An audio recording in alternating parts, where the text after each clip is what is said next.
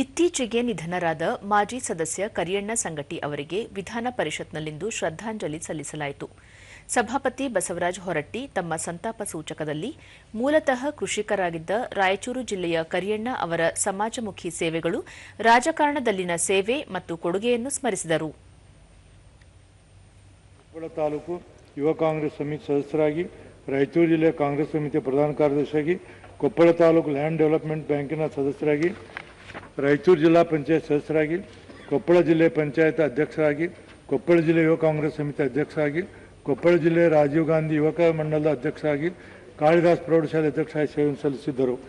ಶ್ರೀಯುತರು ವನಮಹೋತ್ಸವ ಕಾರ್ಯಕ್ರಮವನ್ನು ಅನುಷ್ಠಾನಗೊಳಿಸುವಲ್ಲಿ ಬಡವರಿಗಾಗಿ ಆರೋಗ್ಯ ಮತ್ತು ನೇತ್ರ ಶಿಬಿರಗಳನ್ನು ಏರ್ಪಡಿಸಿ ಸಮಾಜಮುಖಿ ಕಾರ್ಯಕ್ರಮಗಳನ್ನು ಹಮ್ಮಿಕೊಂಡಿದ್ದರು.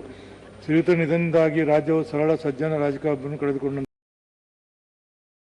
ಬಡವರಿಗೆ ಆರೋಗ್ಯ ಮತ್ತು ನಂತರ ಸರ್ಕಾರದ ಮುಖ್ಯ ಸಚೇತಕ ಸಲೀಂ ಅಹಮದ್ ಮತ್ತು ವಿರೋಧ ಪಕ್ಷದ ನಾಯಕ ಛಲವಾದಿ ನಾರಾಯಣಸ್ವಾಮಿ ಹಾಗೂ ಸದಸ್ಯೆ ಹೇಮಲತಾ ನಾಯಕ್ ಅವರು ಕರಿಯಣ್ಣ ಸಂಗಟಿ ಅವರ ಒಡನಾಟ, ಸೇವೆ ಮತ್ತು ಕೊಡುಗೆಯನ್ನು ಸ್ಮರಿಸಿ ಮೃತರ ಆತ್ಮಕ್ಕೆ ಶ್ರದ್ಧಾಂಜಲಿ ಸಲ್ಲಿಸಿದರು.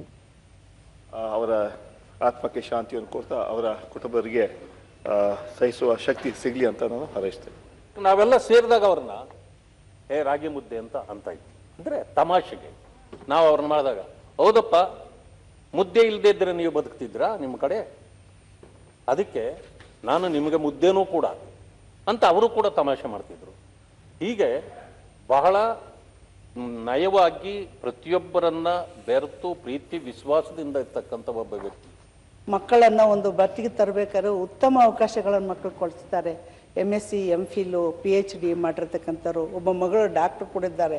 ಆ ಸಮಾಜದಲ್ಲಿ ಉತ್ತಮವಾದಂಥ ಮಕ್ಕಳಿಗೆ ವಿದ್ಯಾಭ್ಯಾಸ ಕೊಡಿಸಿ ಒಂದು Rajiv Gandhi rural education trust ತೆಗೆದುಬಿಟ್ಟು ಆ ಕಾಲೇಜಿನಲ್ಲಿ ಉತ್ತಮ ಆಡಳಿತ ಮಾಡ್ಕೊತ ಜನರಿಗೆ ಸಹಾಯ ಮಾಡ್ಕೊತಿದ್ದಂಥವ್ರು.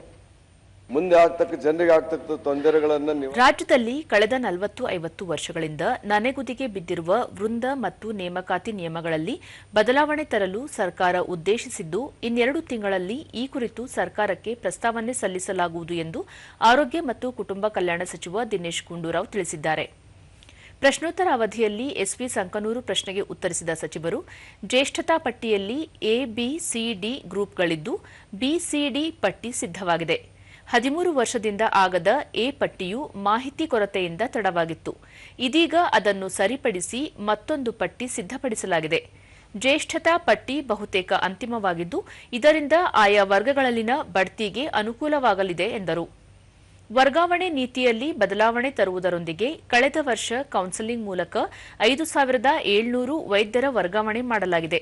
ಈ ಸಂಬಂಧ ಮತ್ತೆ ಅಧಿಸೂಚನೆ ಮಾಡಲಾಗಿದ್ದು, ವರ್ಗಾವಣೆ ಪ್ರಕ್ರಿಯೆ ಪಾರದರ್ಶಕವಾಗಿ ನಡೆಯಲಿದೆ ಎಂದು ತಿಳಿಸಿದರು. ರೂರಲ್ ಸರ್ವಿಸ್ ಎಷ್ಟು ಮಾಡಿದ್ದಾರೆ ಅದೆಲ್ಲ ಕೂಡ ಮಾಹಿತಿಗಳ ಡೇಟಾನೇ ಇರಲಿಲ್ಲ. ಅದಕ್ಕೋಸ್ಕರ ನಮ್ಗೆ ಆ ಡೇಟಾ ತಗೊಳ್ಳೋದಕ್ಕೂ ಕೂಡ ಭಾಳ ಕಷ್ಟ ಆಯಿತು. ಮತ್ತು ಅದೆಲ್ಲ ಪತ್ತೆ ಹಚ್ಚಿ ಒಂದು ಹಂತಕ್ಕೆ ತೊಗೊಂಡು ಬಂದು ಪ್ರಾವಿಷನಲ್ ಲಿಸ್ಟನ್ನು ಮಾಡಿದು, ಅದ್ರ ಮೇಲೆ ತುಂಬ ಅಬ್ಜೆಕ್ಷನ್ಸ್ ಬಂತು. ಅದಕ್ಕೆ ಆ ಅಬ್ಜೆಕ್ಷನ್ಸ್ ಎಲ್ಲ ಹಿಯರ್ ಮಾಡಿ ಮತ್ತೊಂದು ಲಿಸ್ಟನ್ನು ಈಗ ತಾನೇ ನಾವು ಫೈನಲೈಸ್ ಮಾಡಿ ಬಿಡುಗಡೆ ಮಾಡಿದ್ದೀವಿ.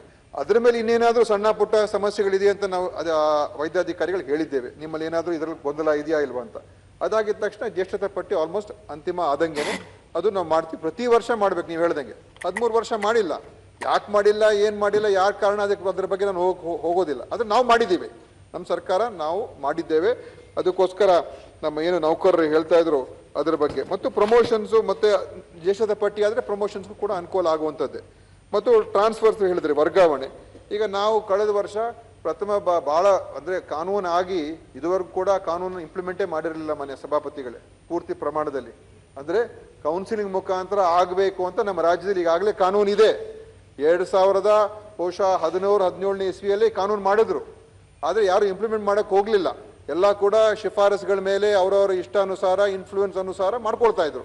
ಮತ್ತು ಬೇರೆ ಬೇರೆ ಕಾರಣಗಳು, ಮೆಡಿಕಲ್ ರೀಸನ್ಸು, ಇದೆಲ್ಲ ಬೇರೆ ಬೇರೆ ಕಾರಣಗಳಿಂದ ಮಾಡಿಸ್ಕೊಳ್ತಾ ಇದ್ರು. ಈಗ ನಾವು ಕಳೆದ ವರ್ಷ 5,700 ವರ್ಗಾವಣೆಗಳು ಮಾಡಿದ್ವು ಕೌನ್ಸಿಲಿಂಗ್ ಮುಖಾಂತರ.